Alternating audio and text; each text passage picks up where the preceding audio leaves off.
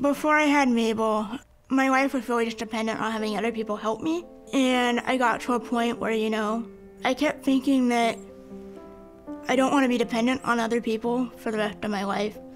I'm what you would call multiply disabled. I have low vision, I have a hearing impairment, I have lung disease, which impacts my lung capacity. I have essentially one lung. Cerebral palsy, which affects my mobility and just movement. And then I also have osteopenia, which means I break my bones really easily. A lot of the help that I needed was more just mundane tasks, picking up stuff that I dropped, being able to open doors, being able to retrieve items out of drawers, and then just not feeling alone. Having Mabel kind of got me to realize that I can be on my own, living on my own. As long as we're together, I think we can do pretty much anything. Summit creates life-changing partnerships, and we do this by training and providing service dogs for people with disabilities. So the national average wait time for a service dog is between 2 and 5 years. There is a great shortage of service dogs, and particularly mobility service dogs. 1 in 7 people in the United States have a mobility disability, so it's critically important that we do this work. I was motivated to found Summit because of my lifelong love of animals. Then, back in the early 80s, I had a close relationship with a gentleman who had been in a snowmobiling accident and sustained a spinal cord injury. And so that relationship really influenced my later decision when I learned about training service dogs and what they could do for people. After I got Titus, I ended up moving out of my parents' house about 6 months later. It just opened up a whole new world for me. Titus does a lot of things for me on a daily basis. The most common would probably be retrieval type tasks. He's a great icebreaker. I've met a lot of people because of him. When I start a conversation with a total stranger, it's not really about my disability, which is the thing that makes us different. It's about Titus, which is something that we can have in common, and that's really a beautiful thing. That we provide our dogs free of charge to our clients. Many of the people that we serve are already struggling with pretty high medical costs, or some of them have loss of employment. So Summit provides lifelong support for all our service dog partnerships. We make sure that they receive all the training, and we even help them into a successor dog. And for our dogs, what it means is when a dog becomes a Summit dog, we make a commitment to them for the life of that dog. The Summit training process is unique in that we use positive reinforcement training to train our dogs. So that means we use whatever motivates our dogs to help them learn the tasks that we would like them to know, and that includes using food, praise, and play in their training. It takes about 2 years to train a service dog, and this is because of all the developmental stages they have to go through.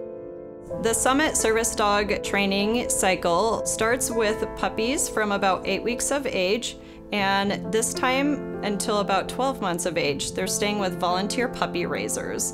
We provide puppy raiser classes, so every single week puppy raisers can come in and learn the foundational skills and how to properly socialize their puppies. And then from about 12 months to 18 months, they enter our prison program at Monroe Correctional Complex. And then about 18 months, they enter into advanced training, where they learn additional tasking skills.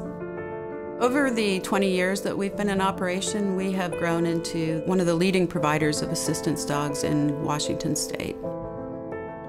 So we now have 12 people on staff. We operate with about 250 different volunteers, and we have somewhere close to 2,000 donors that provide the funding for our work.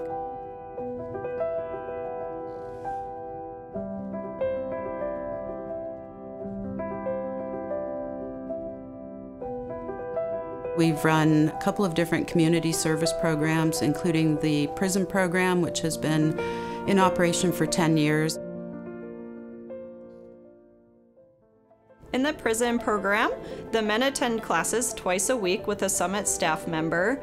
The dogs stay in the cells with the men, 24/7, and the guys get really good at training with each other and with the dog. Just having a dog in the house and feeling more human, it helps us inmates like you would not believe. It's an opportunity for me to give back to society, to give back to the community.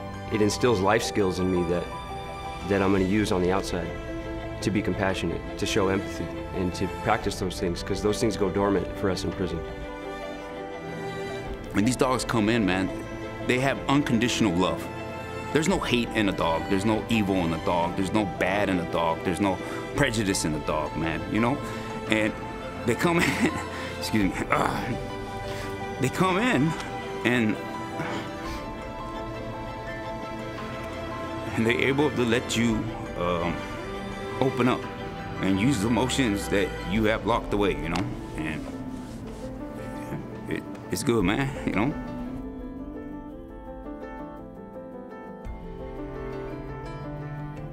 One of the things that really keeps me excited about the work that we're doing the most is seeing at graduation a puppy raiser hand over the leash of the dog that they have raised over to the client who is now receiving this dog. And I just realize how many people have invested their time, their money, and their emotions into this one dog. And so it's just an incredible gift that we give as the Summit community to the people who receive these dogs.